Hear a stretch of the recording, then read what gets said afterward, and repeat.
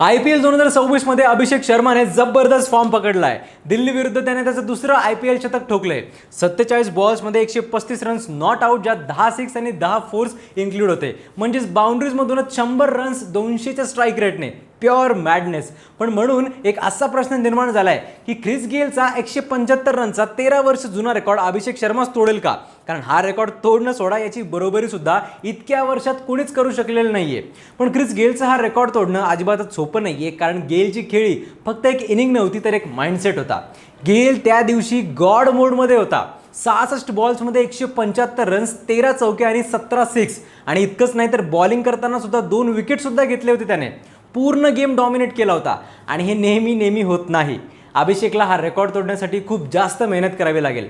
या इनिंगसोबतच अभिषेकने विराट कोहलीच्या एका मोठ्या रेकॉर्डची बरोबरी केली आहे. विराटच्या T20 क्रिकेटमध्ये एकूण 9 सेंचुरीज होत्या आणि आता अभिषेक शर्मा सुद्धा 9 सेंचुरीज पूर्ण करून पुढे आलाय. हे दाखवतं की अभिषेक फक्त एका दिवसाचा हिरो नाहीये, तर सातत्याने मोठं काहीतरी करण्याच्या दिशेने चाललाय. मॅचची थोडक्यात स्टोरी सांगायची तर आधी ट्रॅव्हिस हेडसोबत 97 रन्सची ओपनिंग, त्यानंतर ईशान किशनची 7 आणि शेवटी क्लासेनसोबत 66 रनची फिनिशिंग पार्टनरशिप आणि स्कोर थेट 242. म्हणजेच पूर्ण इनिंग अभिषेकने एकट्याने कंट्रोल केली. प्रत्युत्तरात दिल्ली 195 रन्सवर थांबली. 7 पैकी 4 मॅचेस हैदराबादने जिंकल्या आहेत.